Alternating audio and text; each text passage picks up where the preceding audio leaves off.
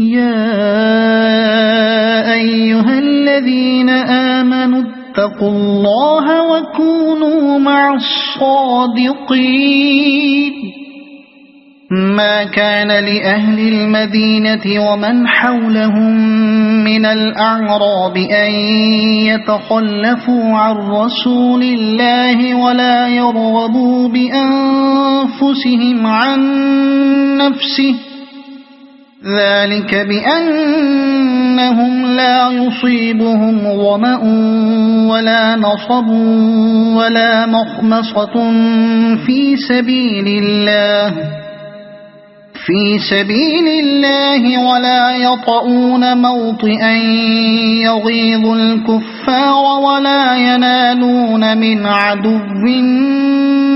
نيلا إلا كتب لهم به عمل صالح إن الله لا يضيع أجر المحسنين۔ اے لوگو جو ایمان لائے ہو، اللہ سے ڈرو اور سچے لوگوں کا ساتھ دو۔ مدینے کے باشندوں اور گرد و نواح کے بدویوں کو یہ ہرگز زیبا نہ تھا کہ اللہ کے رسول کو چھوڑ کر گھر بیٹھ رہتے اور اس کی طرف سے بے پرواہ ہو کر اپنے اپنے نفس کی فکر میں لگ جاتے، اس لیے کہ ایسا کبھی نہ ہوگا کہ اللہ کی راہ میں بھوک، پیاس اور جسمانی مشقت کی کوئی تکلیف وہ جھیلیں، اور منکرین حق کو جو راہ ناگوار ہے اس پر کوئی قدم وہ اٹھائیں، اور کسی دشمن سے عداوت حق کا کوئی انتقام وہ لیں، اور اس کے بدلے ان کے حق میں ایک عمل صالح نہ لکھا جائے۔ یقیناً اللہ کے ہاں محسنوں کا حق الخدمت مارا نہیں جاتا ہے۔ ولا ينفقون نفقة صغيرة ولا كبيرة ولا يقطعون واديا إلا كتب لهم ليجزيهم الله أحسن ما كانوا يعملون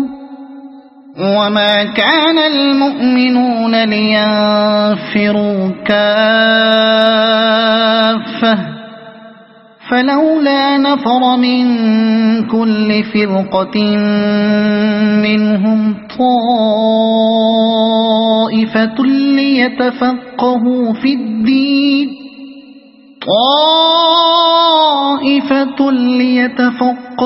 في الدين ولينذروا قومهم إذا رجعوا إليهم لعلهم يحذرون۔ اسی طرح یہ بھی کبھی نہ ہوگا کہ راہ خدا میں تھوڑا یا بہت کوئی خرچ وہ اٹھائیں اور سعی جہاد میں کوئی وادی وہ پار کریں اور ان کے حق میں اسے لکھ نہ لیا جائے، تاکہ اللہ ان کے اس اچھے کارنامے کا صلہ انہیں عطا کرے۔ اور یہ کچھ ضروری نہ تھا کہ اہل ایمان سارے کے سارے ہی نکل کھڑے ہوتے، مگر ایسا کیوں نہ ہوا کہ ان کی آبادی کے ہر حصے میں سے کچھ لوگ نکل کر آتے اور دین کی سمجھ پیدا کرتے اور واپس جا کر اپنے علاقے کے باشندوں کو خبردار کرتے تاکہ وہ غیر مسلمانہ روش سے پرہیز کرتے۔ اس آیت کا منشا سمجھنے کے لیے اسی سورہ کی آیت 97 پیش نظر رکھنی چاہیے، جس میں فرمایا گیا ہے کہ بدوی عرب کفر و نفاق میں زیادہ سخت ہیں اور ان کے معاملے میں اس امر کے امکانات زیادہ ہیں کہ اس دین کی حدود سے ناواقف رہیں جو اللہ نے اپنے رسول پر نازل کیا ہے۔ وہاں صرف اتنی بات بیان کرنے پر اکتفا کیا گیا تھا کہ دارالاسلام کی دیہاتی آبادی کا بیشتر حصہ مرض نفاق میں اس وجہ سے مبتلا ہے کہ یہ سارے کے سارے لوگ جہالت پہ پڑے ہوئے ہیں، علم کے مرکز سے وابستہ نہ ہونے اور اہل علم کی صحبت میسر نہ آنے کی وجہ سے اللہ کے دین کی حدود ان کو معلوم نہیں ہیں۔ اب یہ فرمایا جا رہا ہے کہ دیہاتی آبادیوں کو اس حالت میں پڑا نہ رہنے دیا جائے، بلکہ ان کی جہالت کو دور کرنے اور ان کے اندر شعور اسلامی پیدا کرنے کا باقاعدہ انتظام ہونا چاہیے۔ اس غرض کے لیے یہ کچھ ضروری نہیں ہے کہ تمام دیہاتی عرب اپنے اپنے گھروں سے نکل کر مدینے آ جائیں اور یہاں علم حاصل کریں۔ اس کے بجائے ہونا یہ چاہیے کہ ہر دیہاتی علاقے اور ہر بستی اور قبیلے سے چند آدمی نکل کر علم کے مرکزوں مثلا مدینے اور مکے اور ایسے ہی دوسرے مقامات میں آئیں اور یہاں دین کی سمجھ پیدا کریں، پھر اپنی اپنی بستیوں میں واپس جائیں اور عامت الناس کے اندر بیداری پھیلانے کی کوشش کریں۔ یہ ایک نہایت اہم ہدایت تھی جو تحریک اسلامی کو مستحکم کرنے کے لیے ٹھیک موقع پر دی گئی۔ ابتدا میں جبکہ اسلام عرب میں بالکل نیا تھا اور انتہائی شدید مخالفت کے ماحول میں آہستہ آہستہ پھیل رہا تھا، اس ہدایت کی کوئی ضرورت نہ تھی،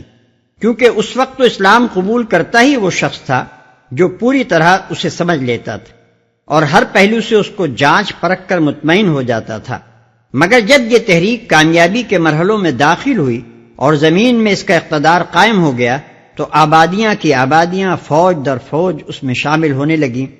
جن کے اندر کم لوگ ایسے تھے جو اسلام کو اس کے تمام مقتضیات کے ساتھ سمجھ بوجھ کر اس پر ایمان لاتے تھے، ورنہ بیشتر لوگ محض وقت کے سیلاب میں غیر شعوری طور پر بہے چلے آ رہے تھے۔ نو مسلم آبادی کا یہ تیز رفتار پھیلاؤ بظاہر تو اسلام کے لیے سبب قوت تھا، کیونکہ پیروان اسلام کی تعداد بڑھ رہی تھی، لیکن فی الحقیقت اسلامی نظام کے لیے ایسی آبادی کسی کام کی نہ تھی، بلکہ الٹی نقصان دہ تھی جو شعور اسلامی سے خالی ہو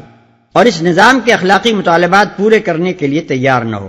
چنانچہ یہ نقصان غزوہ تبوک کی تیاری کے موقع پر کھل کر سامنے آ گیا تھا۔ اس لیے عین وقت پر اللہ تعالیٰ نے ہدایت دی کہ تحریک اسلامی کی یہ توسیع جس رفتار کے ساتھ ہو رہی ہے اسی کے مطابق اس کے استحکام کی تدبیر بھی ہونی چاہیے، اور وہ یہ ہے کہ ہر حصہ آبادی میں سے چند لوگوں کو لے کر تعلیم و تربیت دی جائے، پھر وہ اپنے اپنے علاقوں میں واپس جا کر عوام کی تعلیم و تربیت کا فرض انجام دیں، یہاں تک کہ مسلمانوں کی پوری آبادی میں اسلام کا شعور اور حدود اللہ کا علم پھیل جائے۔ یہاں اتنی بات اور سمجھ لینی چاہیے کہ تعلیم عمومی کے جس انتظام کا حکم اس آیت میں دیا گیا ہے اس کا اصل مقصد عامت الناس کو محض خواندہ بنانا اور ان میں کتاب خوانی کی نوعیت کا علم پھیلانا نہ تھا، بلکہ واضح طور پر اس کا مقصد حقیقی یہ متعین کیا گیا تھا کہ لوگوں میں دین کی سمجھ پیدا ہو اور ان کو اس حد تک ہوشیار و خبردار کر دیا جائے کہ وہ غیر مسلمانہ رویہ زندگی سے بچنے لگیں۔ یہ مسلمانوں کی تعلیم کا وہ مقصد ہے جو ہمیشہ کے لیے اللہ تعالیٰ نے خود مقرر فرما دیا ہے، اور ہر تعلیمی نظام کو اسی لحاظ سے جانچا جائے گا کہ وہ اس مقصد کو کہاں تک پورا کرتا ہے۔ اس کا یہ مطلب نہیں ہے کہ اسلام لوگوں میں نوشت و خواند اور کتاب خوانی اور دنیاوی علوم کی واقفیت پھیلانا نہیں چاہتا،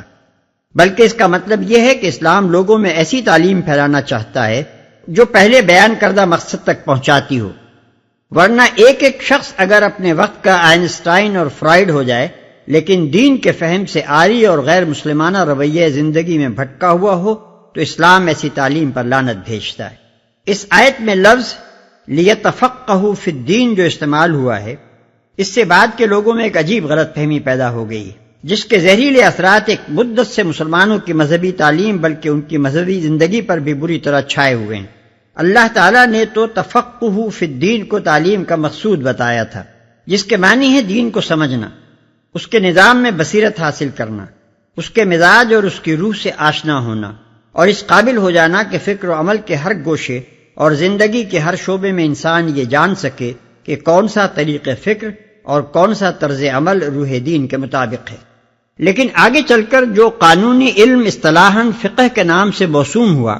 اور جو رفتہ رفتہ اسلامی زندگی کی محض صورت بمقابلہ روح کا تفصیلی علم بن کر رہ گیا، لوگوں نے اشتراک لفظی کی بنا پر سمجھ لیا کہ بس یہی وہ چیز ہے جس کا حاصل کرنا حکم الہی کے مطابق تعلیم کا منتہائی مقصود ہے، حالانکہ وہ کل مقصود نہیں بلکہ محض ایک جزو مقصود تھا۔ اس عظیم الشان غلط فہمی سے جو نقصانات دین اور پیروان دین کو پہنچے ان کا جائزہ لینے کے لیے تو ایک کتاب کی وسعت درکار ہے، مگر یہاں ہم اس پر متنبہ کرنے کے لیے مختصراً اتنا اشارہ کیے دیتے ہیں کہ مسلمانوں کی مذہبی تعلیم کو جس چیز نے روح دین سے خالی کر کے محض جسم دین اور شکل دین کی تشریح پر مرتکز کر دیا، اور بالآخر جس چیز کی بدولت مسلمانوں کی زندگی میں ایک نیری بے جان ظاہرداری دینداری کی آخری منزل بن کر رہ گئی،